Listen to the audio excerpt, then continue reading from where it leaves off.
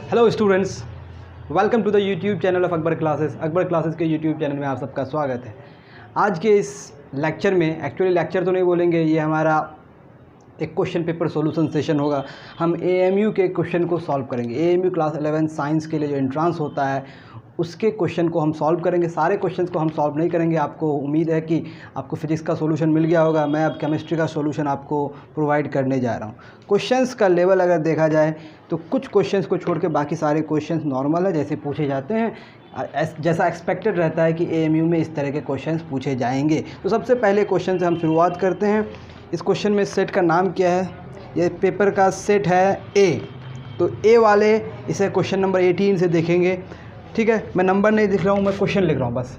Question क्या कह रहा है? यूजिंग फॉलोइंग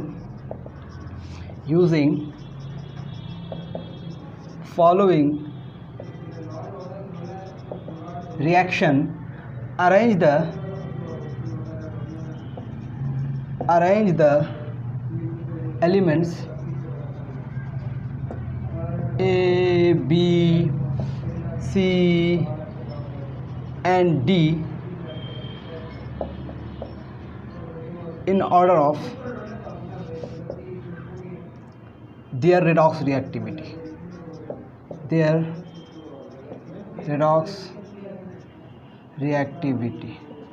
इसमें रिएक्शंस क्या दिए हुए हैं?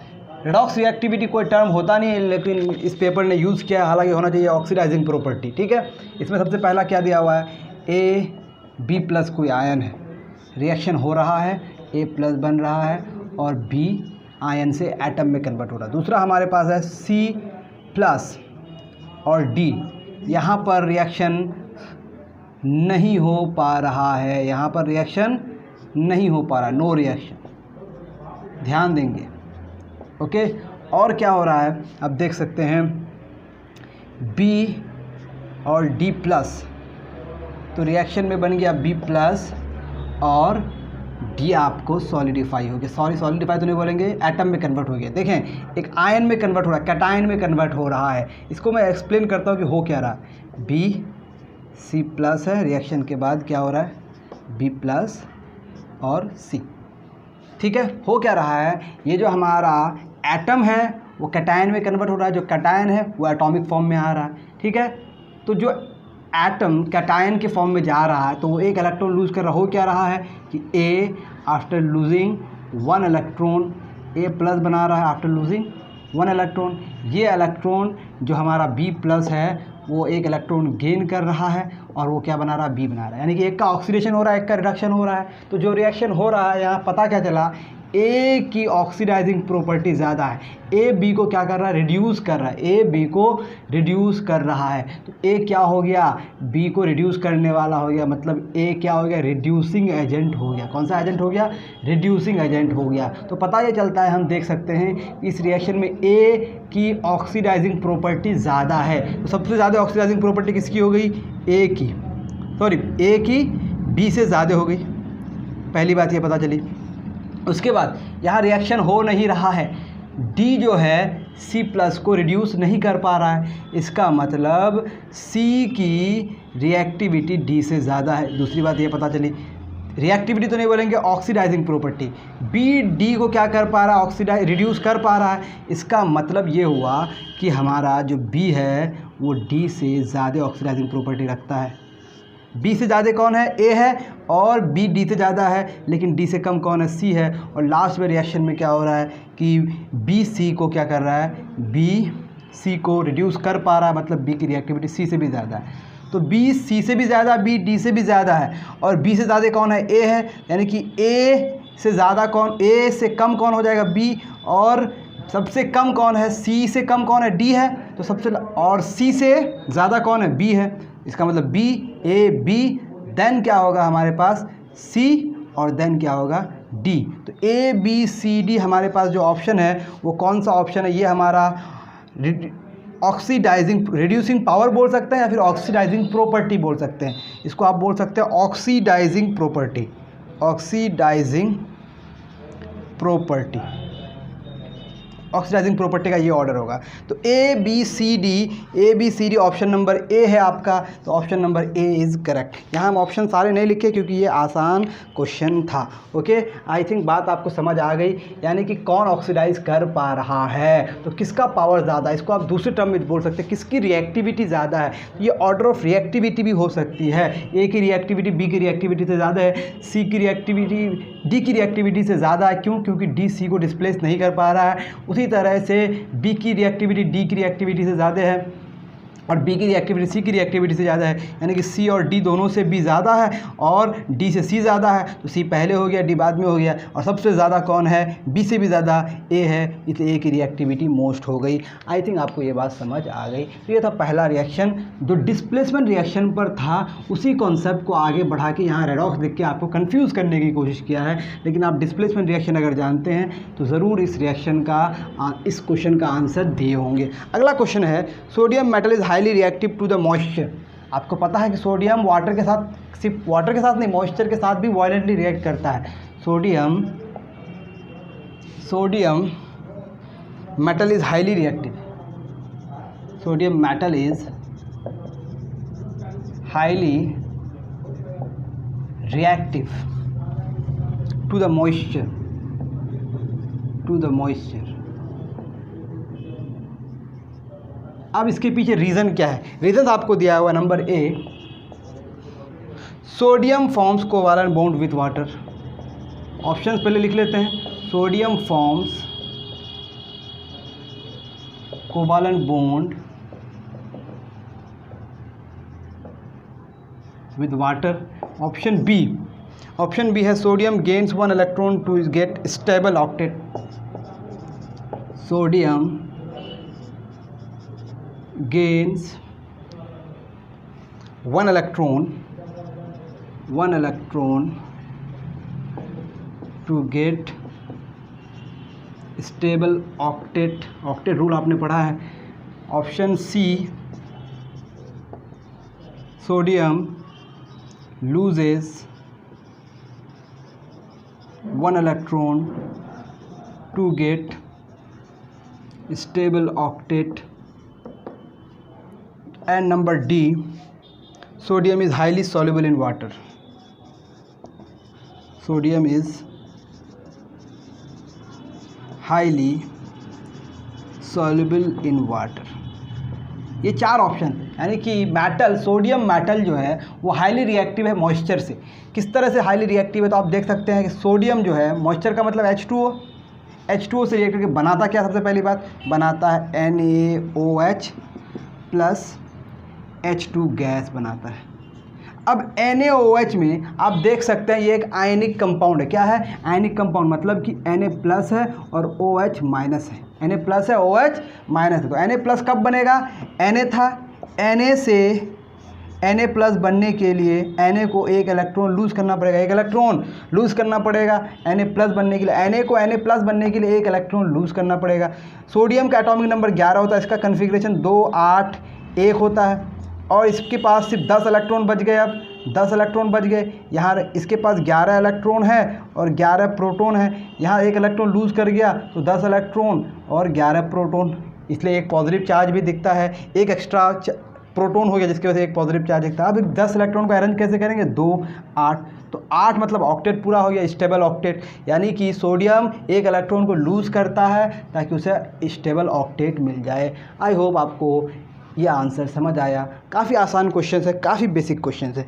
ठीक है, अगला क्वेश्चन, ये क्वेश्चन आपके 10th स्टैंडर्ड का नहीं है, ये 11th स्टैंडर्ड का क्वेश्चन है। लेकिन अगर किसी कोचिंग क्लासेस में थोड़ा सा एडवांस पढ़ाया गया हो, थोड़ी सी बात समझाई गई हो, तो ये बात समझ आ सकती है। जिस तरह से आपने पढ़ा होगा, पहले मैं क्वेश्चन लिखता हूँ फिर आगे बात करता हूँ। How many nodes are present in 2s orbital. बहुत सारे बच्चों को अब ये नहीं पता होगा कि ऑर्बिटल्स क्या होते हैं, तो ये क्वेश्चन मैं बता दे रहा हूँ सॉल्व करने के लिए। बहुत सारे 10th स्टैंडर्ड के बच्चों को ये पता नहीं होता ऑर्बिटल क्या होता है, नोड्स क्या होता है, इसीलिए इस क्वेश्चन का बस आंसर जान लीजिए, बाकी कॉन्सेप्ट आप हायर क्लास में सीखेंगे। How many nodes are present in 2s orbital, 2s orbital, कितने नोड्स प्रेजेंट हैं। तो नंबर ऑफ नोड्स जो होते हैं, नंबर ऑफ नोड्स ये होता है n-1, n-1, और n ये वाला नंबर कहलाता है। तो इस पर्टिकुलर क्वेश्चन में 2s ऑर्बिटल में n का वैल्यू कितना है 2, 2-1, तो हमारे पास एक नोड हो गया। अब नोड क्या होता है, मैं बस एक बेसिक सा इंट्रोडक्शन आपको दे दूँ।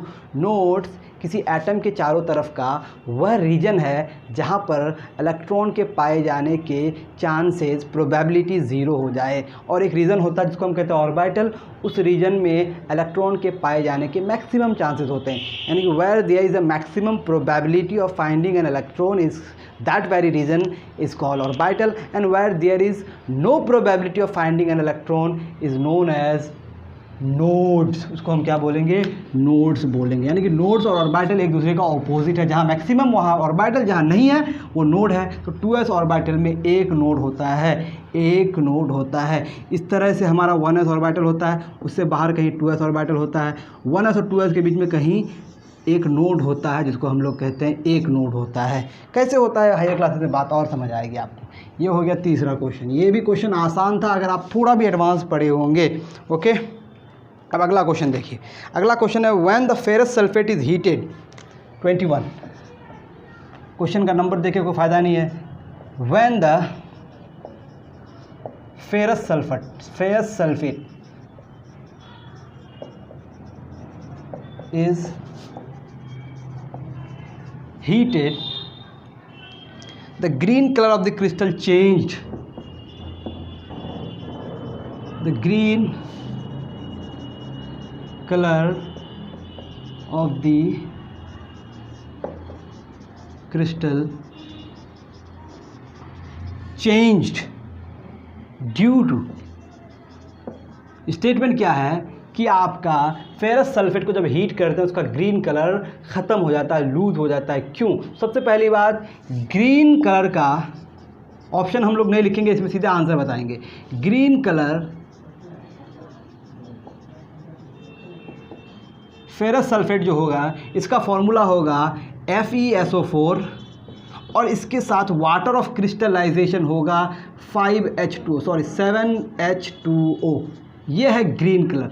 जब इसको आप हीट करेंगे, व्हेन दिस इज़ हीटेड, तो फर्स्ट ऑफ ऑल होता क्या है कि FeSO4 तो बनता है और FeSO4 अपना साथ जो वाटर मॉलिक्यूल लगा हुआ उसको लूज़ करता है। वाटर मॉलिक्यूल लूज़ करने की वजह से इसका जो ग्रीन कलर है ये कलरलेस में कन्वर्ट हो जाता है, या फिर आप इसको कह सकते हैं वाइट में कन्वर्ट हो जाता है। कलरलेस ही बोलिए, यानी कि ग्रीन कलर लूज़ करने की वजह क्या है कि वो वाटर ऑफ क्रिस्टलाइजेशन लूज़ कर दिया। फर्दर इसको हीट करेंगे, अगर FeSO4, अगर आप जानते हैं रिएक्शन FeSO4 को फर्दर अगर हीट करते जाएंगे तो ये Fe2O3 plus SO2 plus SO3 बनेगा। लेकिन यहाँ कोई कलर चेंज नहीं हो रहा है, कलर चेंज यहाँ पर हो रहा है ग्रीन से कलरलेस पहले प्रोसेस में हो रहा है जब वाटर ऑफ क्रिस्टलाइजेशन लूज़ करता है। तो आपके पास ऑप्शन है ferrous sulphate crystal loses, ferrous sulphate crystal lose water. Answer क्या होगा?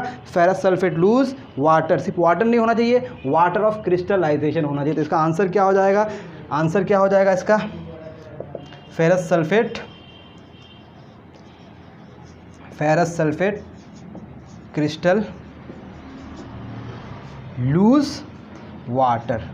लूज सिर्फ वाटर नहीं होना चाहिए, वाटर ऑफ क्रिस्टलाइजेशन होना चाहिए। तो आंसर पूरा का पूरा अप्रोप्रिएट नहीं है, but this is the most probable answer. ठीक है, अब आपको सवाल है, अगला सवाल। ये सवाल काफ़ी बढ़िया है, इसमें ऑप्शंस हम लिखेंगे नहीं, ये स्टेटमेंट बेस्ड क्वेश्चन है। इसको मैं पढ़ता हूँ। देखें, ये हमारा एलोट्रोप्स ऑफ कार्बन से, कार्बन के एलोट्रोप्स क्या क्या होते हैं? एलोट्रोप्स ऑफ कार्बन अगर आप देखेंगे, एलोट्रोप्स ऑफ कार्बन, इसमें एक होता है ग्रेफाइट, एक होता है डायमंड, ग्रेफाइट डायमंड, और एक होता है fullerene. Graphite, diamond and fullerene, तीनों का स्ट्रक्चर अलग अलग होता है, तीनों का स्ट्रक्चर अलग अलग होता है। सवाल में है which of the following is true for fullerene. Fullerene के लिए कौन सा स्ट्रक्चर ट्रू है? ये तीनों का स्ट्रक्चर डिफरेंट होता है, ध्यान रहे, क्योंकि तीनों अलग अलग एलोट्रोप्स हैं। Carbon atoms arrange in the shape of diamond like structure, क्या फुलेरिन में डायमंड की तरह स्ट्रक्चर हो सकता है? नहीं होगा। Carbon atoms arrange in the shape of graphite like structure, क्या फुलेरिन में ग्रेफाइट लाइक स्ट्रक्चर होगा? नहीं होगा। यानी कि फुलेरिन का स्ट्रक्चर डायमंड और ग्रेफाइट से तो अलग होगा ही ना, तो ना तो वो डायमंड से मैच करेगा और ना ही ग्रेफाइट से मैच करेगा। तो पहला ऑप्शन में कह रहा है कि वो डायमंड की तरह होता है, दूसरा ऑप्शन में कह रहा है कि फुलेरिन ग्रेफाइट की तरह होता है। तो ना तो वो डायमंड की तरह होता है और ना ही ग्रेफाइट की तरह होता है, उसका एक अपना स्ट्रक्चर होता है। ये तीसरा ऑप्शन जो सही है वो है carbon atoms arrange in the shape of saucer ball. एक सॉसर बॉल, एक फुटबॉल की तरह स्ट्रक्चर होता है, केज लाइक स्ट्रक्चर, एक पिंजरे की तरह स्ट्रक्चर होता है जिसमें रिंग बनता है 5 कार्बन एटम का या 6 कार्बन एटम का। आई थिंक आपको बात समझ आ गई होगी। तो ये थर्ड ऑप्शन सही है इसका, यानी कि carbon atoms arrange in the shape of, यानी कि फुलेरिन में जो है क्या है, फुलेरिन में carbon atoms arranged in the shape of saucer ball, in the shape of saucer ball. I think बात समझ आ गई, ठीक है जी, कोई दिक्कत है? ये हो जाएगा फ्लोरीन के बारे में। इसमें डायमंड में क्या होता है, 3 डायमेंशनल स्ट्रक्चर होता है, टेट्राहाइड्रल अरेंजमेंट होता है। ग्रेफाइट में लेयर्ड स्ट्रक्चर होता है, एक लेयर में क्या होता है, हेक्सागन्स होते हैं, हेक्सागन्स एक लेयर में, फिर नीचे एक लेयर, फिर नीचे एक लेयर। तो ये लेयर्ड स्ट्रक्चर है, ये 3 डायमेंशनल स्ट्रक्चर है। तो ये सब में फ़र्क है और ये हमारा सॉसर बॉल लाइक शेप है, ठीक है जी, कोई दिक्कत है? ये है तीनों का डिफरेंट स्ट्रक्चर, ठीक है। अब ये बात हो गई एलोट्रॉप्स ऑफ कार्बन से जो सवाल था। अक्सर क्लास में आपको बताया भी जाता है कि allotropes of carbon is very important, यहाँ से सवाल आ सकते हैं। अब अगला सवाल है ऑक्सीडेशन नंबर पर। आपको 23 नंबर क्वेश्चन मैं लिखता हूँ, है ना, क्वेश्चन पूरा लिखने की ज़रूरत ही नहीं। यहाँ पे एलिमेंट्स दिए हुए हैं CDS, AlH3, S2, O3 2- और Na2 Cr2O7।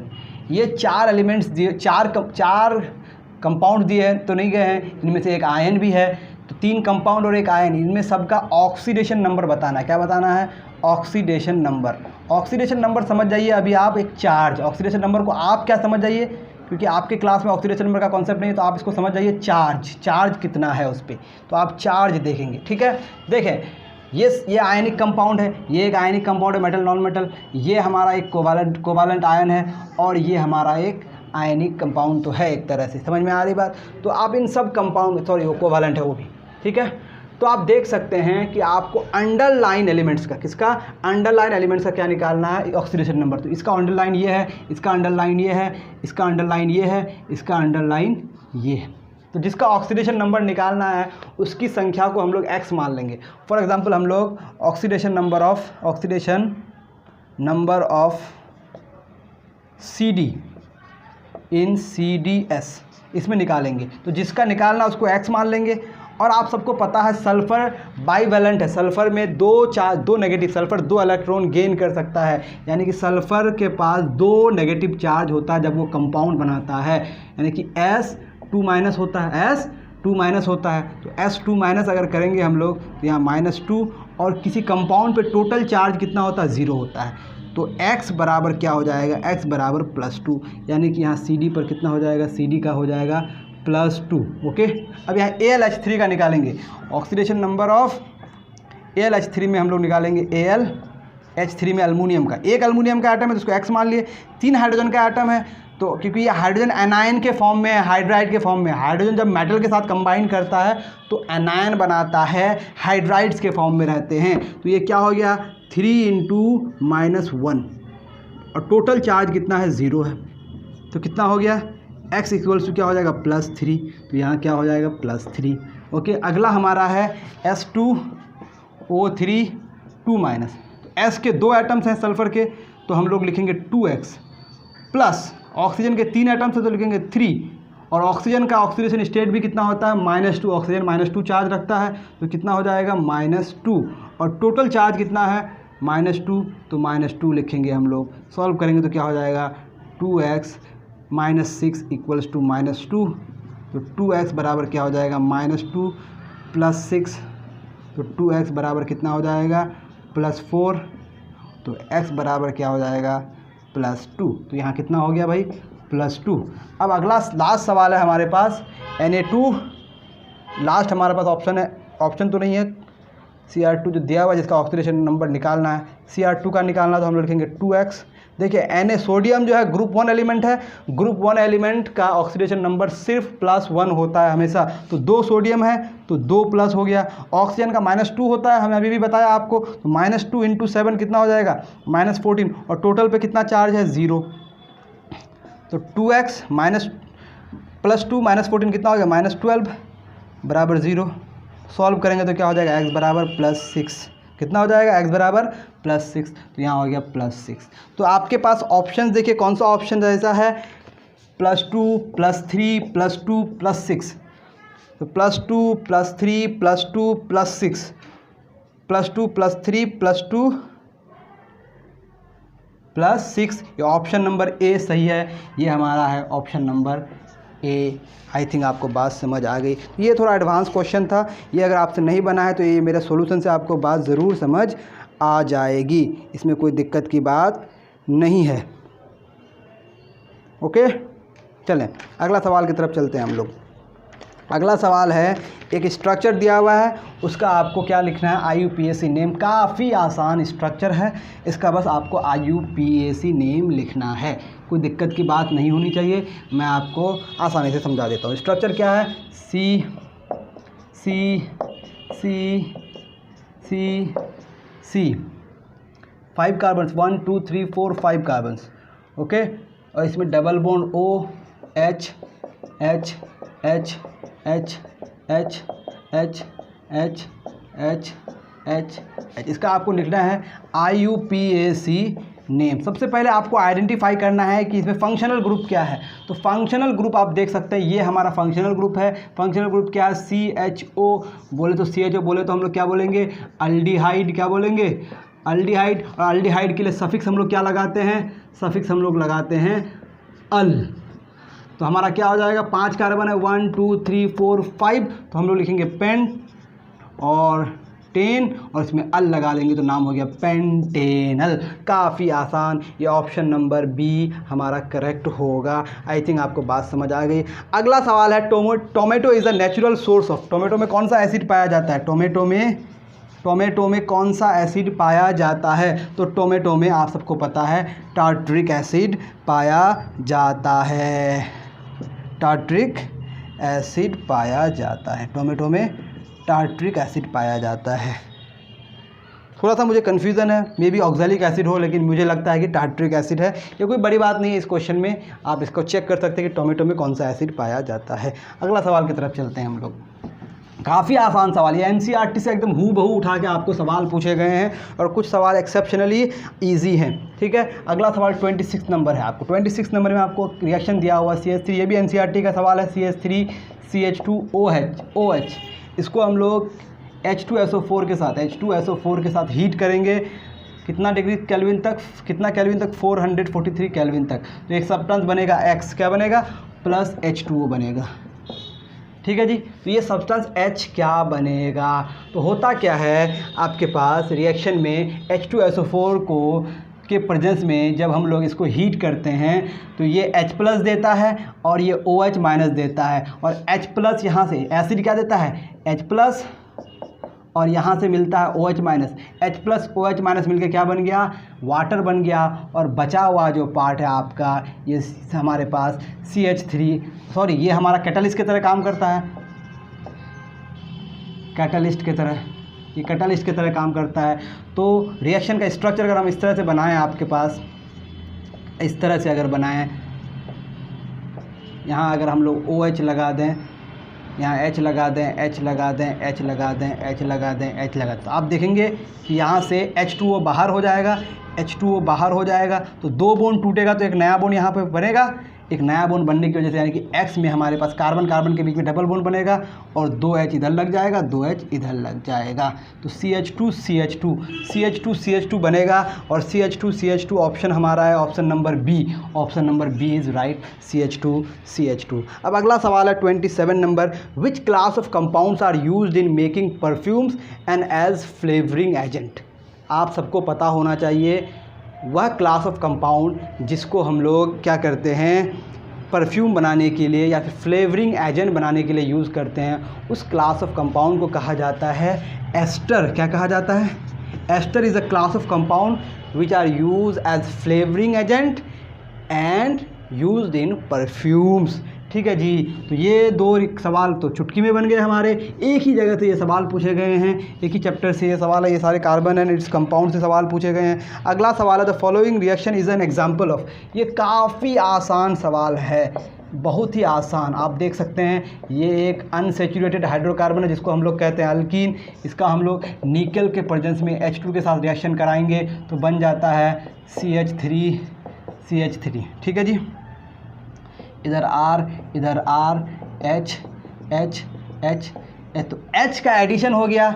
H का एडिशन, तो ये कौन सा रिएक्शन हुआ? एडिशन रिएक्शन है। हालांकि ये हाइड्रोजनेशन है लेकिन इसको हम लोग एडिशन बोलेंगे, हाइड्रोजन का एडिशन। ये डबल बॉन्ड टूटता है और दो नए बॉन्ड्स बनते हैं, तो हाइड्रोजन का एडिशन हो रहा है, इसलिए इसको हम लोग क्या बोलेंगे? Addition reaction. यहाँ आपको बेवकूफ़ बनाने की कोशिश कर रहा है, सब्स्टिट्यूशन रिएक्शन, ऑक्सीडेशन रिडक्शन, तो सब क्या है हमारे पास? सब हमारे बाकी ऑप्शन नहीं होंगे, सिर्फ ये एडिशन रिएक्शन है। अगला क्वेश्चन है treatment of cancer. Treatment of cancer में हम लोग एक आइसोटोप को यूज़ करते हैं और ये आइसोटोप किसका होता है? Isotope of cobalt. कोबाल्ट के आइसोटोप को हम लोग क्या करते हैं? कैंसर के ट्रीटमेंट में यूज़ करते हैं। एक बार मैं चेक कर लूँ कि कैंसर के ट्रीटमेंट में कौन सा आइसोटोप यूज़ किया जाता है। ठीक है, give me a minute, sorry for the interruption.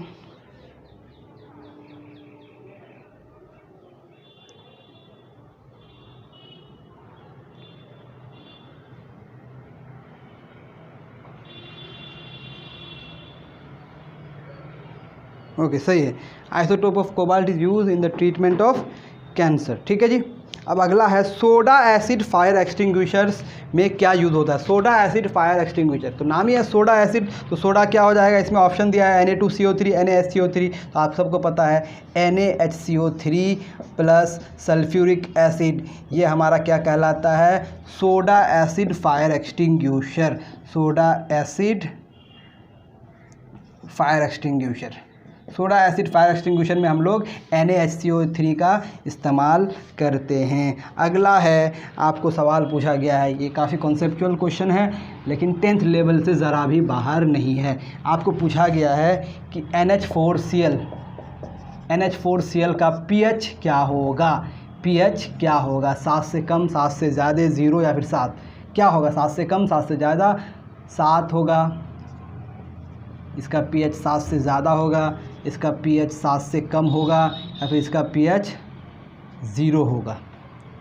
तो हम चेक कर लेते हैं कि ये एक सॉल्ट है। क्या है?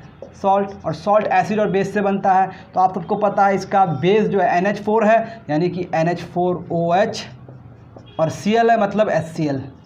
इन दोनों के रिएक्शन से क्या बनेगा? NH4Cl बनेगा। तो NH4OH आप सबको पता है एक वीक बेस है, और HCl क्या है? एक स्ट्रॉन्ग एसिड है। तो स्ट्रॉन्ग एसिड और वीक बेस के रिएक्शन से जो सॉल्ट बनता है वो एक एसिडिक सॉल्ट बनता है, एसिडिक सॉल्ट। और एसिडिक सॉल्ट का मतलब pH जो हो जाएगा वो 7 से कम हो जाएगा। तो pH 7 से कम वाला option less than option D है, तो ये D number is the correct answer. I think आपको बात समझ आ गई। अगला सवाल है मैग्नीशियम नाइट्राइड का करेक्ट केमिकल फार्मूला क्या होगा? नाम क्या है? Magnesium nitride. डिटेल तो नहीं बताऊंगा लेकिन समझा दूंगा। मैग्नीशियम नाइट्राइड, मैग्नीशियम है और नाइट्राइड है, एक है मैग्नीशियम, मैग्नीशियम 2+ बनाता है और नाइट्राइड 3- बनाता है। इसकी वैलेंसी 2, इसकी वैलेंसी 3। तो जिसकी वैलेंसी 2 है वो 3 वाले के साथ कंबाइन करेगा, तो 2 को कितना से मल्टीप्लाई होना पड़ेगा? 3 से, और 3 को कितना से मल्टीप्लाई होना पड़ेगा? 2 से, ताकि दोनों हो जाए बराबर, यानी कि ये भी 6 हो जाए, ये भी 6 हो जाए। तो दोनों को 6 होने के लिए क्या करना पड़ेगा? Mg को कितना होना पड़ेगा? 3 होना पड़ेगा, और N को कितना होना पड़ेगा? 2 होना पड़ेगा। तो Mg3N2 option number B is correct. ठीक है, आपको बात समझ आ गई। बर्निंग ऑफ कैंडल इन्वॉल्व, जब कैंडल को बर्न करते हैं हम लोग तो क्या क्या होता है? Physical change, chemical change, both physical and chemical change, only chemical change. तो क्या होगा? बर्निंग ऑफ केमिकल चेंज क्या है? नहीं पूछा है। Burning of chemical change involve पूछा है। अगर आपसे पूछता बर्निंग ऑफ कैंडल, तो सिर्फ ये केमिकल चेंज है। अगर आपको पूछता melting of candle, melting of wax, ये क्या होता? Physical change. सॉरी, इसमें पावर ख़त्म हो गया, ये फिजिकल चेंज है। लेकिन आपको पूछा है बर्निंग ऑफ कैंडल इन्वॉल्व, क्या क्या इन्वॉल्व है? बर्निंग ऑफ कैंडल में हो क्या रहा है? एक तो बर्निंग हो रहा है, पहला क्या हो रहा है? बर्निंग, और दूसरा क्या है? मेल्टिंग। मेल्टिंग भी हो रहा है और बर्निंग भी हो रहा है। तो मेल्टिंग हमारा फिजिकल चेंज है, सॉरी बर्निंग हमारा केमिकल चेंज है, और मेल्टिंग हमारा क्या है? Physical change. यानी कि इसमें इन्वॉल्व क्या क्या है? केमिकल चेंज भी इन्वॉल्व है और फिजिकल चेंज भी इन्वॉल्व है। तो आंसर क्या हो जाएगा? Both physical and chemical change, option number C. अब group element showing both metallic and non metallic properties, both metallic and non metallic property show करने वाले ग्रुप ऑफ एलिमेंट को हम लोग क्या बोलते हैं? क्या कहते हैं भाई? मेटालॉइड्स कहते हैं। क्या कहते हैं? मेटालॉइड्स कहते हैं। तो मेटालॉइड्स में आपका बोरोन, सिलिकॉन, जर्मेनियम, सबको याद है कि बोरोन होगा, सिलिकॉन होगा, जर्मेनियम होगा, जिसमें मेटालिक प्रॉपर्टी भी होती है और नॉन मेटालिक प्रॉपर्टी भी होती है। इसे हम लोग कहते हैं मेटालॉइड। काफ़ी आसान है। लार्ज स्केल डिफॉरेस्टेशन डिक्रीजेज, किसको? लार्ज स्केल में अगर डिफॉरेस्टेशन हो जाए, काफ़ी ज़्यादा पेड़ कट जाए, तो होगा क्या? रेनफॉल होगा। तो पता चला एक या दो क्वेश्चंस के अलावे एक भी क्वेश्चन टफ नहीं है। केमिस्ट्री में मैं हमेशा कहता हूँ कि आपको 100% स्कोर करना है एमयू के एग्ज़ाम में, और आई होप जो बच्चे ज़रा भी ध्यान से पढ़े होंगे, ज़रा भी दिमाग का इस्तेमाल किए होंगे, वो 100% स्कोर किए होंगे। Thank you very much for joining Akbar classes YouTube channel. और अगर आप चैनल में नए हैं तो चैनल को सब्सक्राइब कर दें, अपने दोस्तों के साथ शेयर करें। हम लोग अमेजिंग कंटेंट लेते आएंगे आप सबके लिए। Thank you very much again.